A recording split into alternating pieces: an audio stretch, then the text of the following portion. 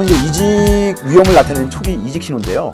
이 부분들은 사실 좀 일반적일 수는 있습니다만, 그 이직이 갑자기 이제 그 어느 날 갑자기 이렇게 일어나는 게 아니고 누적이 돼 있어요. 보통 신호 같은 것들이 옵니다. 시그널이라고 하죠, 보통은요. 그런데 갑자기 불만족 요인이 곧바로 이직 행동으로 옮겨지는 건 아니고 계속 누적이 되고 누적이 되다가 결국에는 어떤 이직의 형태로 나타나기 때문에 사전에 이런 어떤 이직의 어떤 행동으로 옮겨질 수 있는 어떤 조직의 환경이라던가 또는 개인의 어떤 상황 또는 행동적인 어떤 이직 징후를 모니터링할 필요가 있습니다. 그래서 여기 보시는 부분들은 뭐 쭉 한번 읽어보시면 될 것 같은데요. 이직의 위험을 알리기는 어떤 초기 신호들이 어떤 거냐 보면 상사 또는 뭐 동료와의 어떤 과격한 언쟁. 평상시 조용한 사람이었었는데 별것도 아닌 거라고 생각했었는데 뭐 이렇게 논쟁이 좀 심화되거나 뭐 그 과격하게 어떤 대화가 이루어진다거나 하는 부분들은 행동 변화에 있을 수 있으니까 이런 부분들은 혹시 면담을 통해서 이런 부분들을 좀 파악할 필요가 있을 것 같고요. 또 콜센터 같은 경우에는 주변 동료들에게 사전 이직 의사를 밝히는 경우가 되게 많아요. 그죠? 뭐 경험해 보신 분은 아시겠지만 어떤 이런 부분들 때문에 사실 콜센터의 어떤 직원들과 어떤 유대를 쌓아올 필요는 되게 있을 것 같아요. 그래서 보통 그 상사하고 어떤 그런 친밀감이라던가 이런 소속감이 없으면 사실 다 얘기를 안 해요. 다 그죠? 그래서 이제 콜센터 같은 경우에 조직 문화라던가 커뮤니케이션이 중요하다는 이유는 바로 이런 부분들 때문에 그렇죠. 그리고 눈 마주치기를 거부한다거나 일하러 오기에 뭐 지나치게 좀 이렇게 차려입고는 어떤 뭐 출근이라고 하면 뭐 인터뷰를 다른 회사의 어떤 인터뷰를 내는 뭐 준비하는 어떤 그런 과정이라고 하니까 사전 그 어떤 초기 신호를 좀 읽을 수 있어야 되고 불명확한 어떤 휴가 사유라던가 잦은 뭐 이상한 뭐 이석이라던가 뭐 전화 통화를 하죠. 잠시만요 해가지고 뭐 밖에 나가서 전화를 받는다든지 뭐 이런 부분이 있을 수 있어요. 그리고 조회라던가 뭐 교육 불참 또는 뭐 저조한 출근 또는 뭐 책상 정리라던가 통화 내용을 숨기는 어떤 어색한 행동들도 뭐 이직을 나타내는 초기 어떤 이직 신호니까 이런 부분들도 좀 고려를 좀 해야 될 것 같고요. 마지막으로 업무 관련 지식과 정보를 좀 정리하는 부분들이 있을 수 있습니다.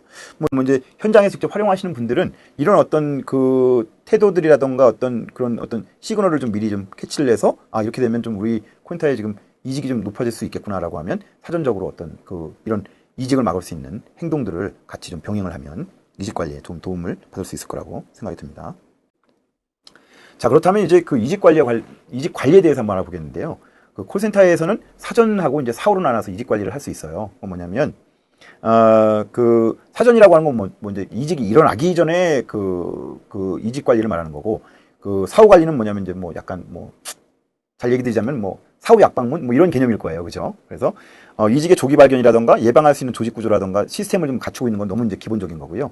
이직 발생할 때 추가 발생이 되지 않도록 하는 것 등이 상당히 좀 중요합니다. 그렇기 때문에 이런 어떤 사전 그 이직 관리 같은 경우에는 사전과 사후로 나눠서 어떤 방안들을 좀 갖추고 있어야 된다. 그래서 사전 이직 관리 같은 경우에는 뭐 몇 개만 좀 보시면 여기 말씀드렸던 이제 정기적인 어떤 직원 이탈을 사전에 방지하기 위한 차원에서 이루어지는 부분들인데 이런 어떤 액션을 통해서 사전적 어떤 액션을 통해서 이직을 최소화하는 부분이 있을 수 있고요. 그래서 이분들한테 정기적으로 어떤 뭐 그 직원 만족도 ESI라고 하죠.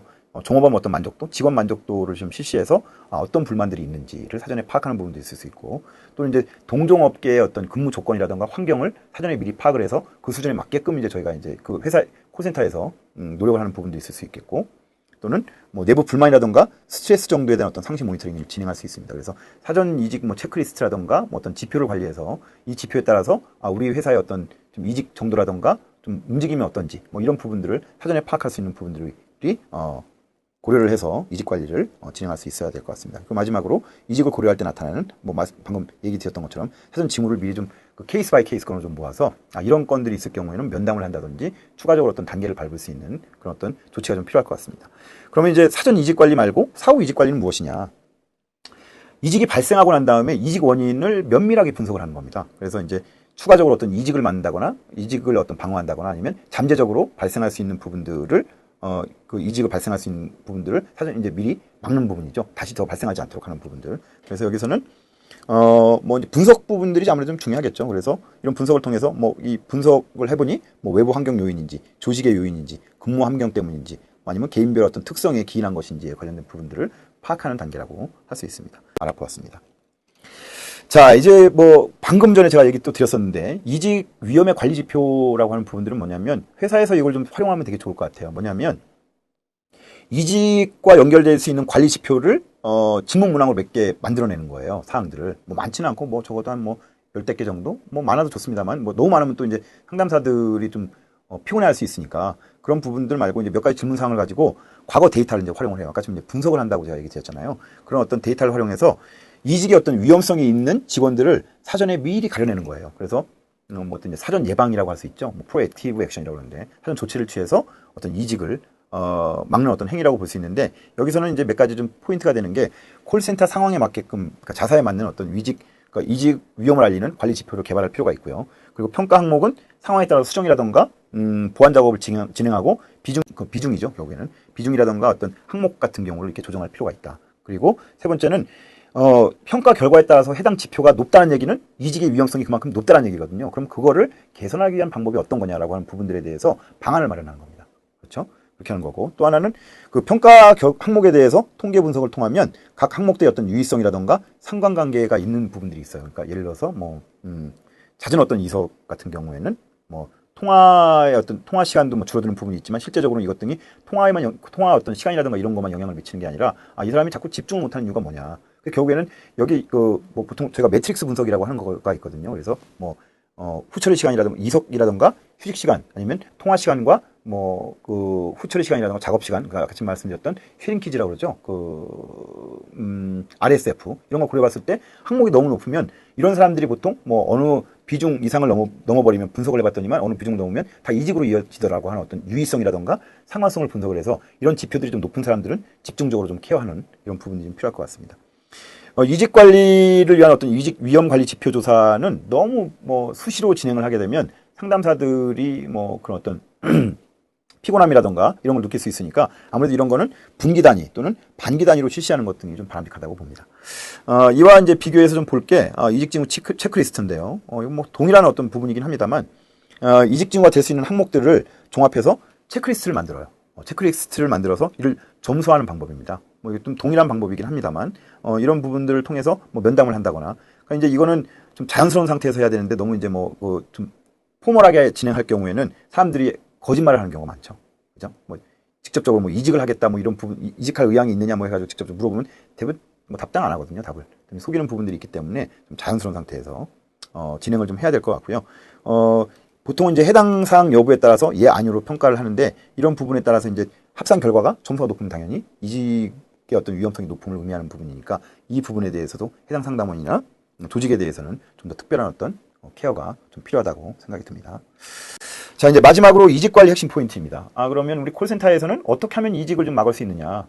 어떻게 보면은 원론적인 얘기이긴 합니다만 사실 이직 관리 핵심 포인트라고 하는 부분들은 사실 콜센터뿐만 아니라 전사에서 좀 신경을 좀 써야 될 부분입니다. 이게 어느 한 조직만 뭐 열심히 한다고 해서 될 건 아니고요.